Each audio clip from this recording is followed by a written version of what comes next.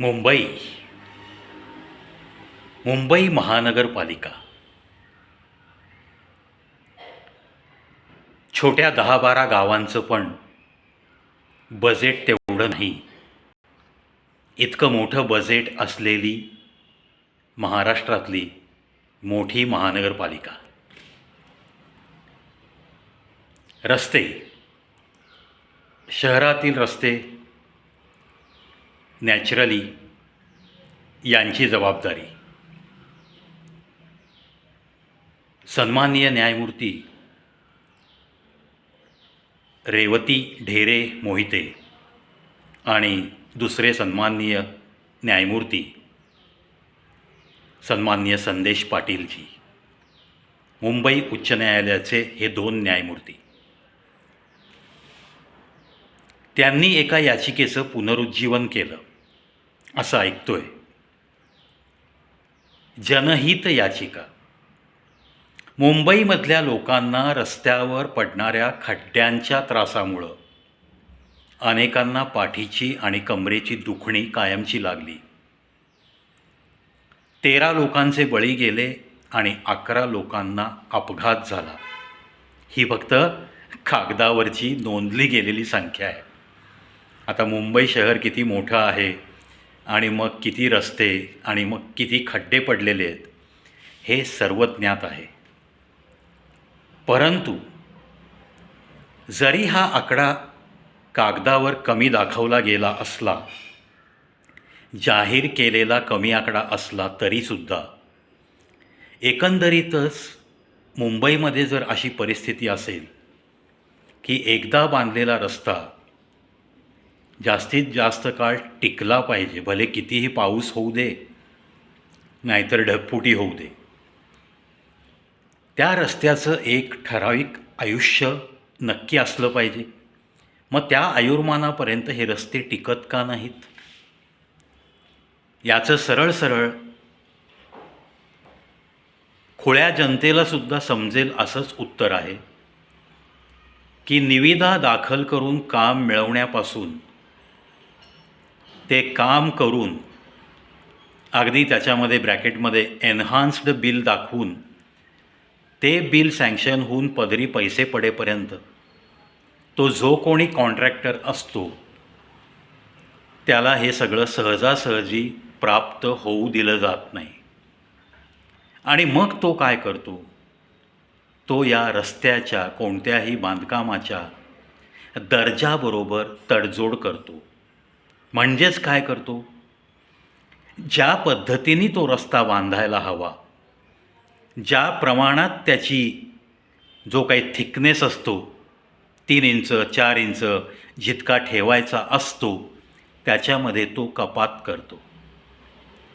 त्यातून पुन्हा जे काही मटेरियल वापरायचं आहे त्याच्या दर्जाबाबतसुद्धा तो तडजोड करतो.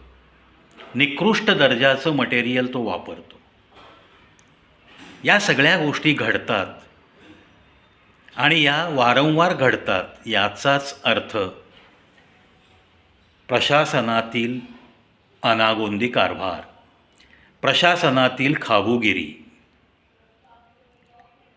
मग मुंबईसारख्या महाराष्ट्राची राजधानी असलेलं शहर, अनंत उद्योग आणि करोडोची लोकसंख्या या महानगरपालिकेचे रस्ते वापरते. त्या प्रमाणात जनतेने टॅक्ससुद्धा दिलेला असतो.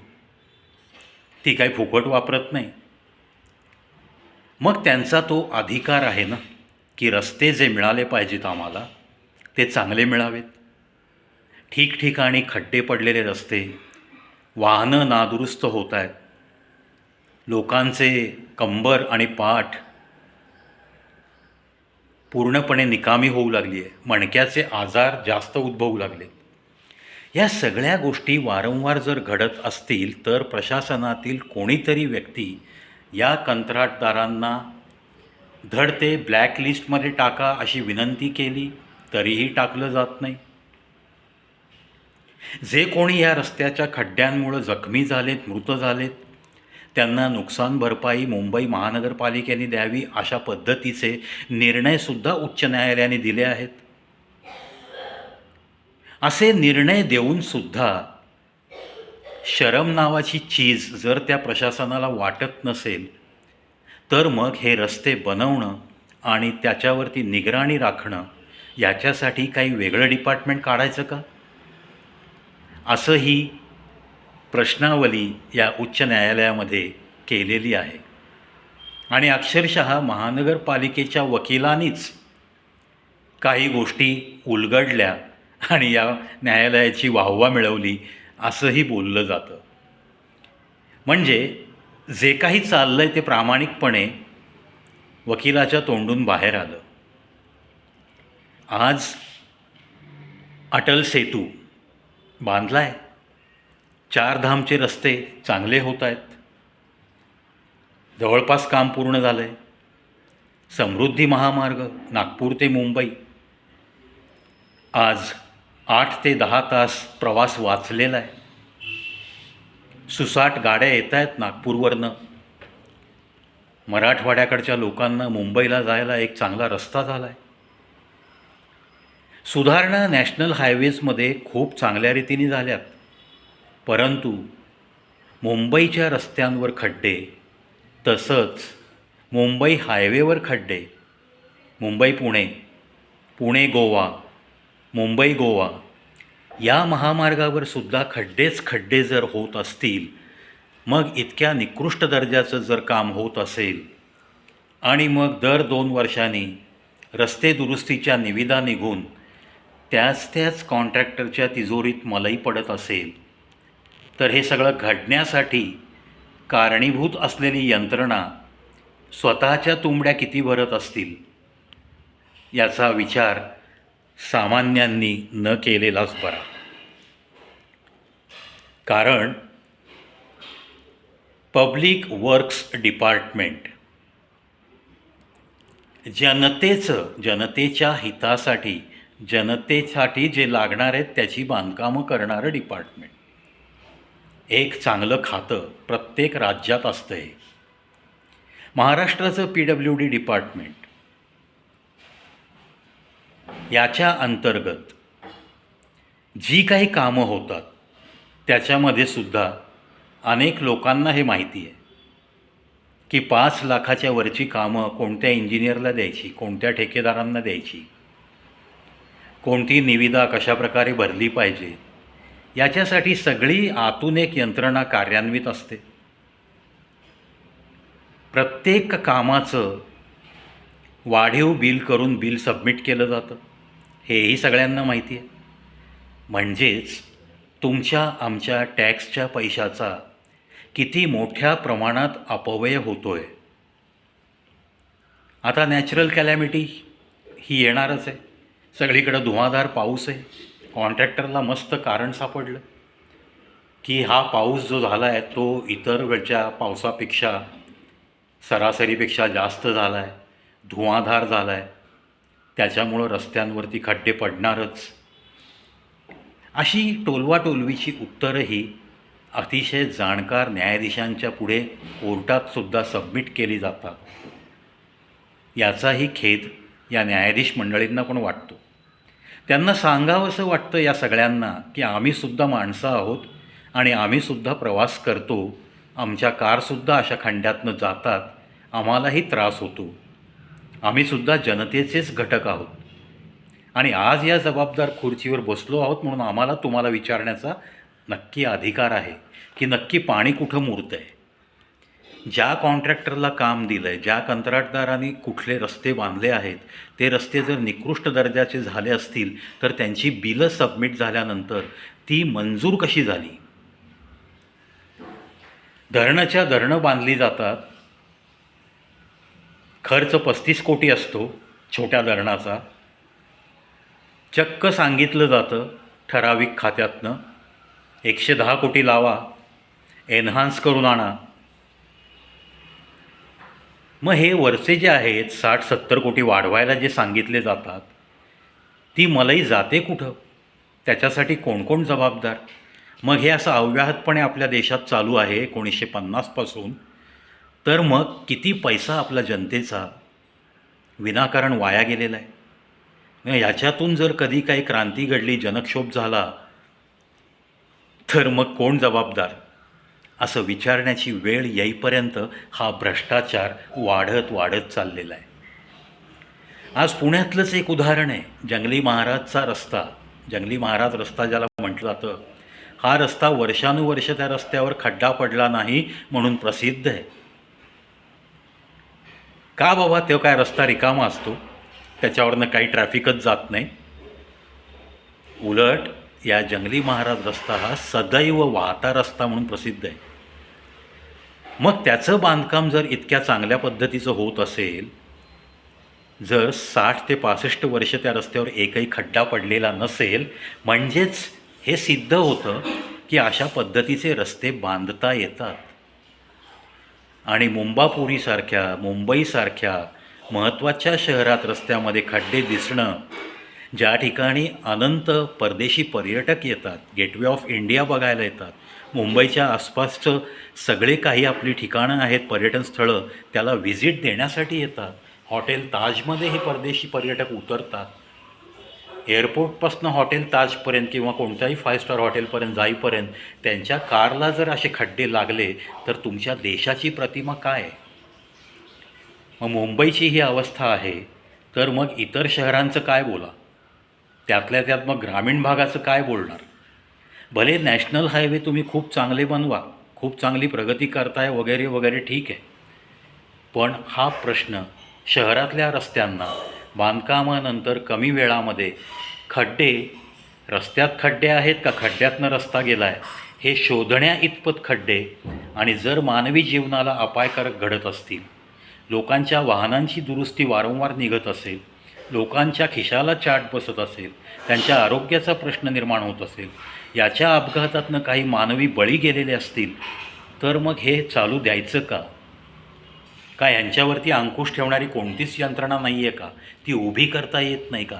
अशा सगळ्याच प्रश्नांना आता वाचा फुटली आहे. मुख्य म्हणजे उच्च न्यायालयाने स्वतःहून अशा जनहित याचिकेचं पुनरुज्जीवन करणं, यातच मला तर खूप आनंद वाटतो आहे.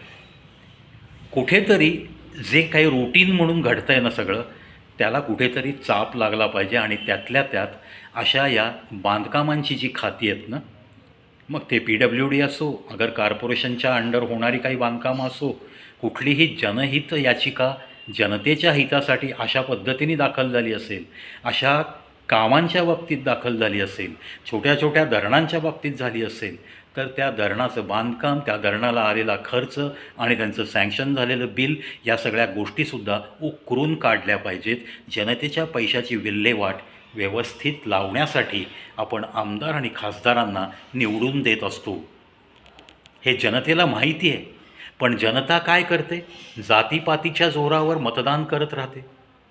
जनता हे बघत नाही की त्या माणसाने या पदावर आल्यावर आपली काय कामं केली आहेत आणि आपल्याच कामाचं देखावा करून किती मोठा भ्रष्टाचार केला आहे, कशा तिजोऱ्या भरल्यात, त्याचा कुठे कुठे परदेशात पैसा आहे, या गोष्टींना ते व्हॅल्यूज देत नाहीत. आणि फक्त हा आपल्या जातीचा, याने आपल्या जातीला सपोर्ट केला, ह्याने आपल्या मोर्चात आपल्याला सपोर्ट केला, किंवा इतर काही कारणं, हा आपल्या गावाचा उद्धार करणारा कार्यकर्ता आहे, अशा गोष्टी लक्षात घेऊन जर मतदान होत असेल, तर मग हा भ्रष्टाचार कोणीही रोखू शकणार नाही. जर जनता हीच देवता अशी भाषणबाजी करणारी माणसंच जर भ्रष्टाचाराने सगळं राज्य, सगळा देश पोखरायला तयार असतील, तर त्यांना अडवणारं कोणीच नाही, हा जर त्यांचा समज खराच ठरत असेल, खरा ठरतोय, तर मग याच्यामध्ये सुधारणा हे फक्त एक स्वप्न म्हणून राहील असंच सांगावंसं वाटतं. मुंबईमध्ये पूर्ण आपल्या देशाची प्रतिमा बाहेर जात असते. दिल्ली, मुंबई, कलकत्ता, मद्रास, जे काही मेट्रो सिटीज आहेत, त्याची तरी लाज आणि अब्रू राखता आली पाहिजे राज्यकर्त्यांना, असंही नमूद करावंसं वाटतं. मुंबईमध्ये पाऊस होणारच, पण त्या पद्धतीने तुम्ही चांगल्या दर्जाची बांधकामं जर केलीत, तर मला नाही वाटत की रस्त्यात असे लगेच एक 2-4 पावसाने खड्डे पडतील. जंगली महाराज रस्ता हे उदाहरण मी मुद्दाम दिलेलं आहे, जे जगजाहीर उदाहरण आहे. आजही अचंबित होतात लोक. आजही त्या कॉन्ट्रॅक्टरला शत वेळा, लाखो वेळा आभार मानते पुण्याची जनता. अशा पद्धतीचे रस्ते सगळीकडे व्हावेत. मध्येच फॅड निघालं एक कॉन्क्रीटचे रस्ते. चक्क कॉन्क्रीटच्या रस्त्यांनासुद्धा खड्डे पडू शकतात हे आपल्या महाराष्ट्राने दाखवून दिलं. त्यामुळं हा जो प्रश्न आहे याच्या कुठेतरी मुळाशी भ्रष्टाचाराचं पाणी मुरतं आहे आणि ते मुरणं जोपर्यंत बंद होत नाही तोपर्यंत या जनतेला, महाराष्ट्राच्या घ्या भारतातल्या अनेक गावातल्या जनतेला त्यांच्याच टॅक्सच्या पैशात सुविधा मिळणं त्यापासून ते वंचितच राहणार असंच चित्र गेली अनेक वर्ष दिसतं आहे. मग उच्च न्यायालयामध्ये पडू द्या नाहीतर सुप्रीम कोर्टमध्ये पडू द्या. कातडी गेंड्याची असेल तर त्याच्यावर कितीही चापकाचे फटके मारले तर काही उपयोग होत नाही. हे सिद्ध करत करत जगणारी एक जातकुळी आहे जी आपल्याच कृपेने त्याच खुर्च्यांवरती आलटून पालटून मस्त मजा मारत बसलेले असतात. मित्रांनो, खड्ड्याचा हा विषय खरोखर पोटात खड्डा निर्माण होण्यासारखाच हा विषय आहे. आता हा ज्वलंत विषय उच्च न्यायालयापर्यंत पोचला आहे. पाहूया या जनहित याचिकेत काय काय आदेश होतात आणि किती पद्धतीने त्या आदेशांचा सन्मान राखत हे शासन आदेशाचं पालन करतं आहे हे येणारा काळच आपल्याला दाखवून देईल. मुंबई महापालिकेच्या निवडणुकासुद्धा जवळ आल्यात. पाहूयात आता कोण कर्तबगार आणि कशी कामं करतायत. चला, याची देही याची डोळा. काय काय आपल्या नशिबात पाहायचं आहे ते आपण फक्त पाहत राहणार आहोत. आमच्यासारखे असंच काहीतरी बोलत राहणार आहेत. परिणाम शून्य. जर न्यायालयाचीच किंमत नसेल तर मग सामान्यांच्या आवाजाची शून्य किंमत असणार हे अतिशय निश्चित आहे. तरीसुद्धा आम्ही बोलत राहूत, तुमच्या कानापर्यंत काही ना काही पोचवत राहूत, कारण शेवटी आम्ही ती आमची जबाबदारी मानतो. म्हणूनच हा व्हिडिओ. धन्यवाद.